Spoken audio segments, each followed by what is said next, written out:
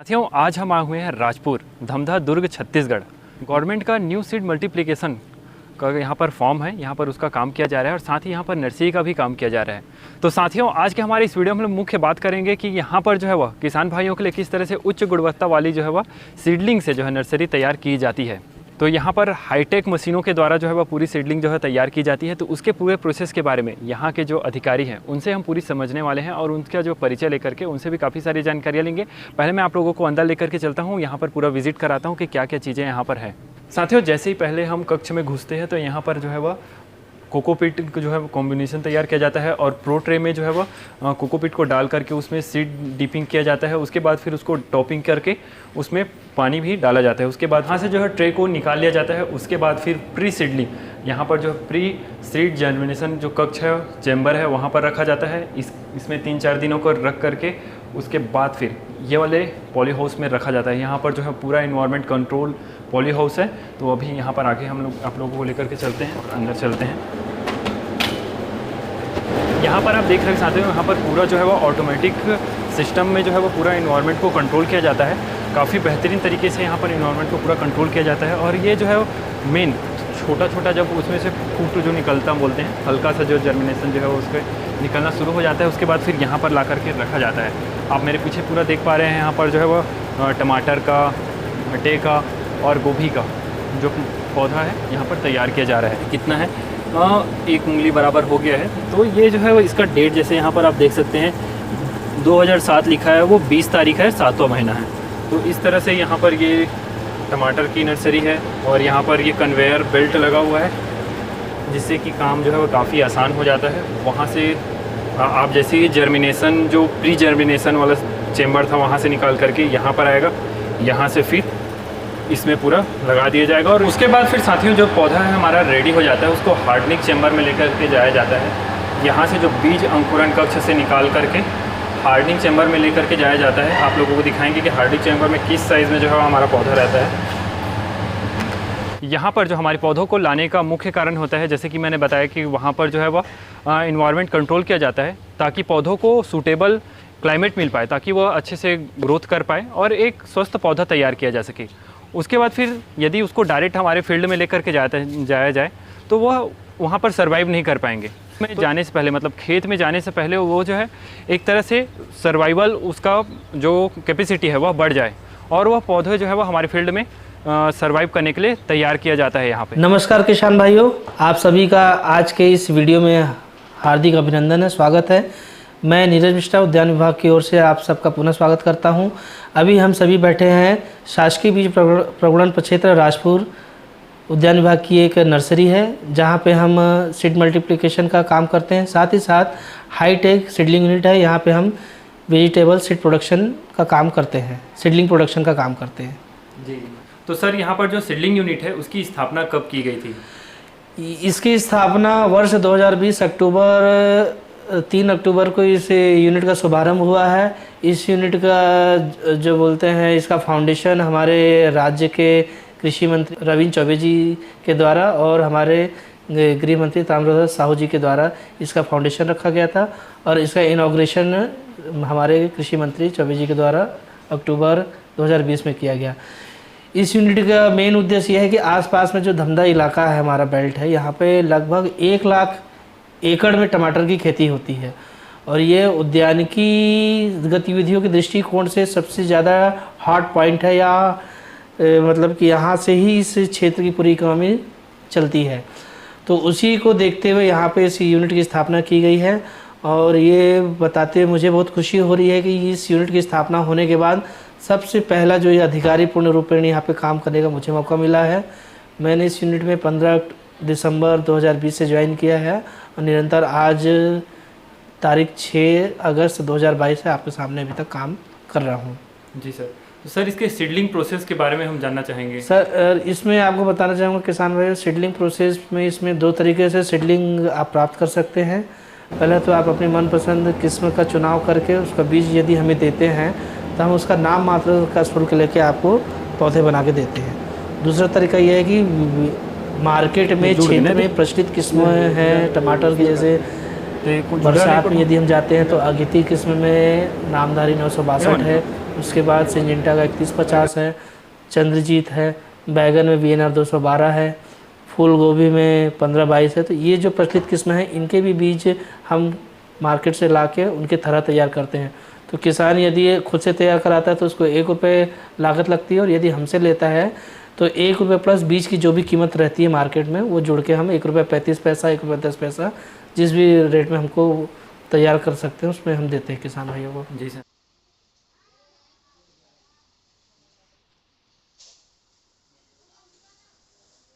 को चलाने के लिए जो मीडिया यूज़ होता है, ये मीडिया को बनाने वाला टैंक है, डिफ्यूज़र टैंक है। इसमें एक बार में हम लोग 25 ब्लॉक डालते हैं। एक ब्लॉक 5 kg का होता है, जो कि 125 kg कोकोपीट इसमें हम डालते हैं, और उससे हम लोग 35,000 थरा बनाते हैं 99 वाले कैविटी में। ठीक है। और इसमें हम लोग पहले तो वर्मिकुलाइट, इसमें परलाइट डाल रहे थे। 50 किलो कोकोपीट के पीछे में 3 किलो परलाइट डाल रहे थे, लेकिन पिछले साल से हम लोग बंद कर दिए क्योंकि कुछ लॉट हमारा ख़राब होना शुरू हो गया था। और अभी हम लोग इस साल से इसमें ट्राइकोडर्मा, सीडोमोनास और PSB तीनों चीज़ 100 ml डाल रहे हैं, लिक्विड कंसोर्टियम। और ये हमारा इंदिरा गांधी कृषि विश्वविद्यालय से ही बन के आया है। ये प्रोडक्ट है, सरकारी चीज़ है ये, लेकिन इसका रिज़ल्ट बहुत अच्छा है। और इसको मिक्सिंग करके दिखाइए, फिर चालू हो गया। अभी इसमें ये पूरा मिक्स हो रहा है, ऊपर से नीचे। अगर नमी कहीं ज़्यादा है कहीं कम है तो उसको भी ये प्रॉपर यूनिफॉर्म मेंटेन कर देगा। और इसको नमी चेक करने का एक तरीका ये है कि भाई इसमें है क्या, वो नारियल बुरादा नहीं है, इसको आपको मुट्ठी में लेना है और इसको दबाना है पूरी ताकत से।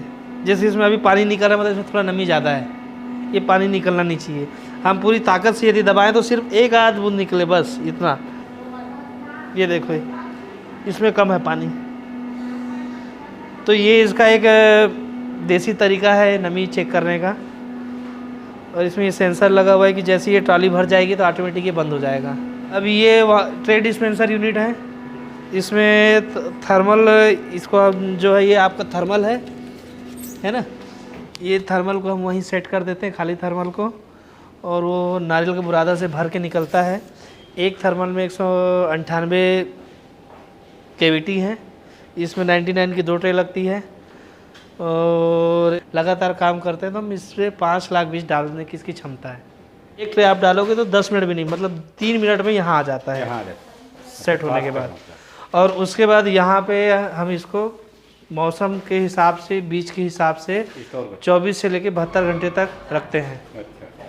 उसमें क्या होता है, यहाँ पे टेम्परेचर बाहर से 5 डिग्री हाई है, और बंद हो जाएगा तो आपको दम घुटेगा, क्योंकि टेम्परेचर बढ़ जाएगा। इसमें नमी है तो यहाँ की जो ह्यूमिडिटी है वो भी बढ़ जाएगी। और यहाँ पे ह्यूमिडिटी हम 80% 90% मेंटेन करते हैं, और टेम्परेचर यहाँ पे 30 डिग्री प्लस माइनस।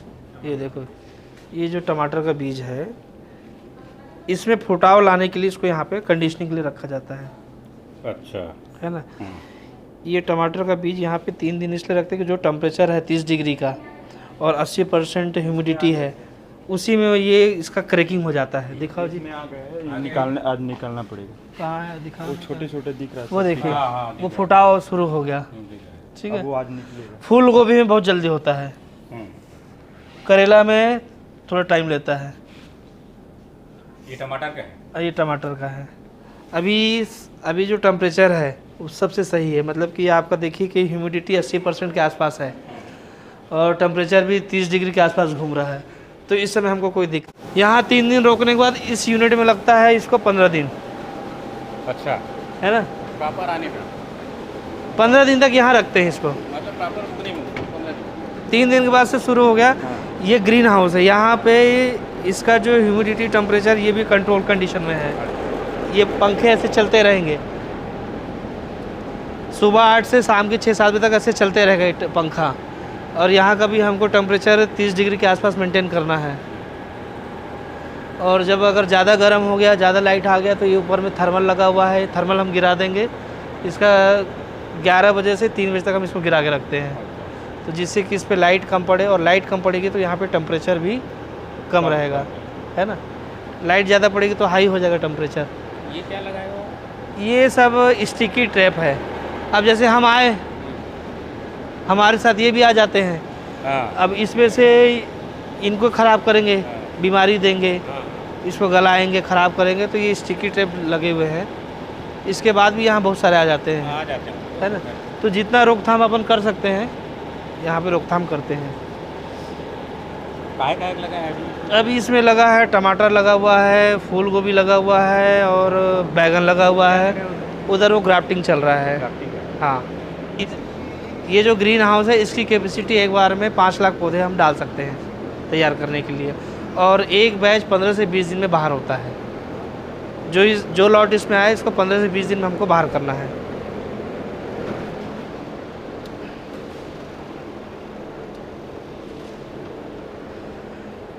ये कंट्रोल यूनिट है, कंट्रोल रूम है, जो भी आपको बोलना है बोल सकते हैं। ये पैनल ग्रीन हाउस के लिए है, जो भी इसको कंट्रोल करने के लिए हीटिंग, कूलिंग, लाइट और स्क्रीन है, ये सब इसके पैरामीटर हैं। इसमें 2 मोड है, ऑटो और मैनुअल। हम लोग मैनुअल में रखे हैं, जब रात में जाते हैं तब इसको ऑटो कर देते हैं, तो जैसे ही अप डाउन होता है तो अपने आप ये चालू बंद होता है। अलग अलग सेक्शन का? हाँ, ये इस सेक्शन का है और ये वाला इस सेक्शन का है। और इसको खाद पानी देने के लिए इसमें भी अलग अलग ड्रम है।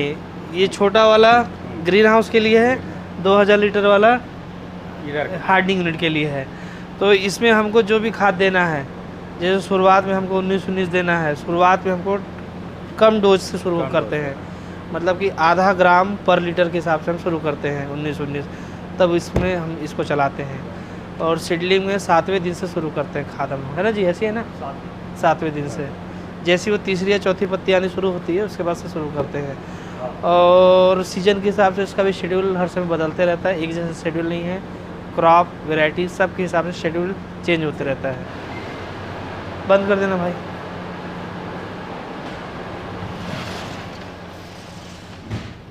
तीन दिन उधर हो गया, 12 से 15 दिन उधर हो गया। अब यहाँ पे 17 से 18 दिन का पौधा आता है। अच्छा। और उसको फिर हम 12 से 15 दिन तक रोक के रखते हैं।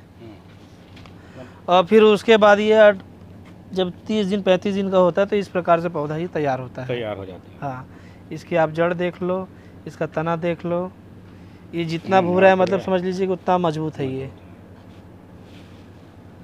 है ना। और इसकी कैपेसिटी है 10 लाख। इसकी? हाँ, उससे दुगना है ये। 2 गुना।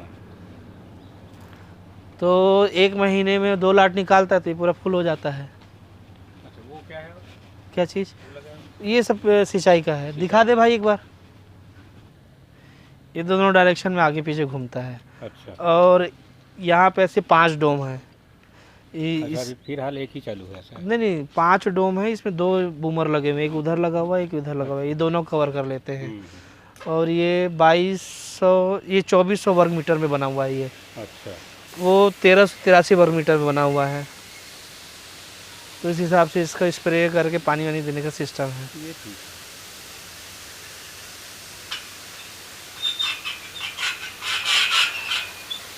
तो जो पानी और खाद है इसी सिस्टम से इसमें पड़ता है। जाता है। हाँ, ये उस टंकी से पानी उठा रहा है 2000 लीटर वाले से और 1000 लीटर वाले से। तो उसमें हमने इसमें खाद डाल दिया तो ये खाद भी चला जाएगा। हाँ, दोनों मिल जाएगा। तो अभी जैसे टेम्परेचर अभी हाई हो रहा है तो दिन में एक बार सादा पानी चलता है, शाम के टाइम में खाद देते हैं। अच्छा। और खाद चलाने का टाइम शाम को इसलिए क्योंकि भाई दिन में हीट होता है और उसमें ऊपर से और लोड दे देंगे तो पौधा जल जाएगा। तो शाम को हम 4:30-5 बजे इसको खाद दे देते हैं, तो रात में मौसम ठंडा रहता है, तब तक ये अपने आप को एब्जॉर्ब करके दुरुस्त कर देता है अगले दिन के लिए। बाहर के टेम्परेचर में आपको ले जाके रोपाई करना है, और बाहर में हाई टेम्परेचर रहता है, मौसम जो है अंदर में जितना कंट्रोल कंडीशन है सोफिस्टिकेटेड है वैसा हम बाहर में नहीं रख सकते हैं। और बाहर के टेम्परेचर से बोलते हैं कि एक्लिमेटाइज करने के लिए हम इसको हार्डनिंग करते हैं। सामने किसान भाइयों को बताइए कि जैसे कि ग्राफ्टिंग हो गया या फिर इस तरह सीडलिंग से जो पौधे तैयार करते हैं उससे खेती आगे करते हैं तो उसके क्या फ़ायदे निकल कर आते हैं। अब चूँकि मैं अभी जहाँ पे बैठा हूँ यहाँ के किसान तो पूरा हाईटेक हैं। ये वीडियो और जिन क्षेत्रों में जाएगा जहाँ पे इस तकनीक से अगर हम खेती नहीं कर पा रहे हैं तो उन किसान भाइयों को मैं बताना चाहूँगा कि वहाँ पे आप कोशिश करिए कि सीडलिंग यूनिट या सीडलिंग जो डायरेक्ट तैयार होता है वहाँ से आप थरा लेते हैं तो आपको कम समय में थरा तैयार मिलेगा, अच्छे किस्म का थरा तैयार मिलेगा और आप जो मौसम की मार से बचेंगे। अगर हम बाहर में थरा तैयार करते हैं, आपको मालूम है कि हर किस्म का अलग अलग किस्म का टमाटर का हो या मिर्ची का या फूल गोभी का, सब एमएनसी कंपनियां उनके बीज काफ़ी महंगे हैं। तो हम यदि उसको चालू खेत या खुले खेत में थरा बनाते हैं तो हमारे 50% जो बीज है लॉस होते हैं, प्लस जो 50% अगर हमारे थरा तैयार भी हो रहे हैं तो उनको जब हम रोपाई के लिए उखाड़ते हैं तो उनमें डैमेज होता है। तो ये सबसे बचने के लिए हम कोशिश करें कि सीडलिंग यूनिट या प्लग टाइप सीडलिंग यूनिट में जाएं, वहाँ पे अपना ऑर्डर लगा के आप भी पौधा बनवा सकते हैं या फिर डायरेक्ट यदि उपलब्ध है तो वहाँ से आप लीजिए। इससे आपकी समय की बचत है, स्वस्थ पौधे मिलेंगे और आप प्रोडक्शन में जल्दी आएंगे आगे। ठीक, इसी के साथ मैं इतना ही बोलूँगा और आप सभी को शुभकामनाएं। आप आगे भी ऐसे ही जुड़े रहिए हमसे और हमें भी कुछ बताइए और हमसे जितना बनेगा हम आपकी सेवा के लिए तत्पर हैं। धन्यवाद सर।